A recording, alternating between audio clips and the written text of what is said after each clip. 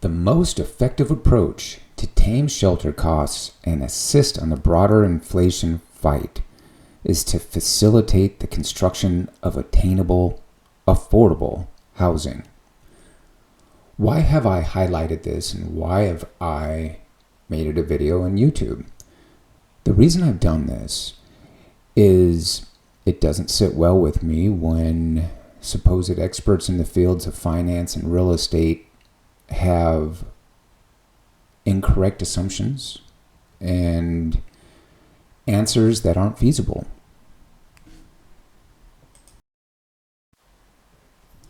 So what is the writer saying when he says the most effective approach to tame shelter costs is essentially the construction of attainable, affordable housing? You know, obtainable is already kind of inferred when you say affordable, but we'll go with attainable, affordable housing.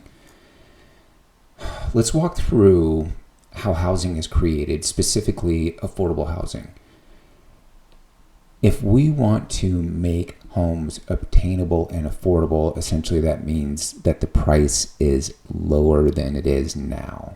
How do we do that? Well, there is the Habitat for Humanity model where people volunteer their time. Maybe they even get discounts on land. Maybe that's volunteer to them. Maybe the city gives them some land that's not getting used. Exactly how they get the land, I don't know. But one of the things is it's not only people volunteering their time, maybe they're getting discounts where suppliers aren't taking a profit on their materials or doing that at a reduced fee.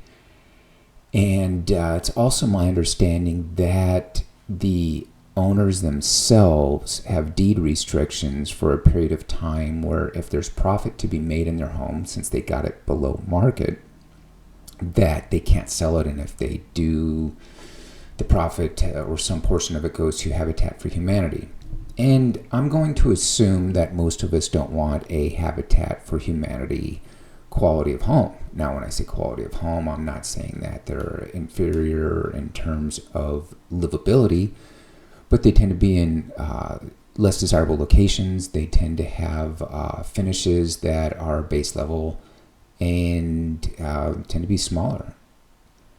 So that model is not going to work. Okay, if that model is not going to work, what's the other options for developing attainable, affordable housing? Well, you can build a smaller home because smaller homes require less material, so let's make them smaller. We can make them really as plain as possible on the outside. Less elevations is an affordability factor.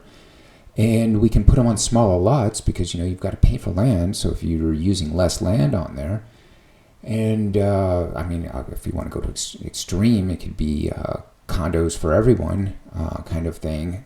But I don't think that's what they meant by the statement. I'm inferring into this that they're meaning your normal single family detached home, and we're all entitled to it, and let's make those affordable. You can't. The cost to build, the profit that each of the companies within that process need to make to incentivize them to stay in business, that's all built into our current pricing.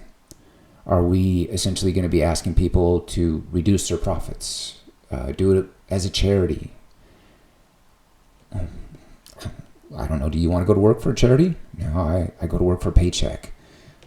To ask someone else to do it just because it's a commodity that we want, or it's our sticks and bricks that we want, isn't going to work.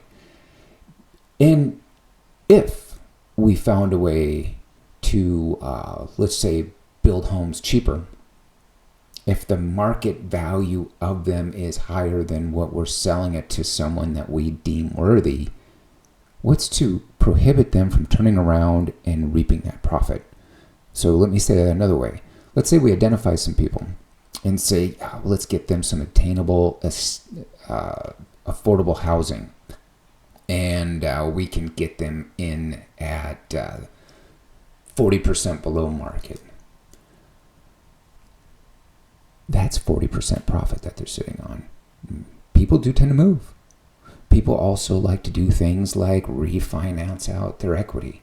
So I'm not even saying there's a vehicle to create it, but I am saying that if by some chance we did create this situation where you're able to put people into housing that was below market, they're going to take their profit one way or another. And you're just moving the profit from, I guess, the developers and contractors and landowners and suppliers and trades, and pushing in the hands of the home buyer.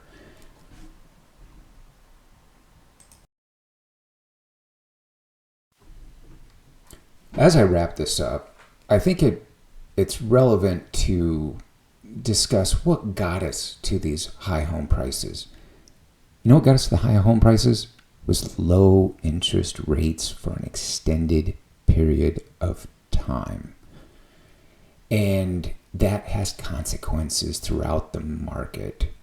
And I'll tell you what, if you look at something as basic as CDs and savings accounts and the interest rates that are being paid nowadays, like it's currently 5%, that didn't exist when interest rates were at their lowest for homes. So the change in the market and those long sustained low interest rates had broad effects that affected things such as our savings, things such as inflation. So as a parting statement, quasi question, if appreciation made our housing unobtainable and unaffordable, wouldn't depreciation also help make it attainable and affordable?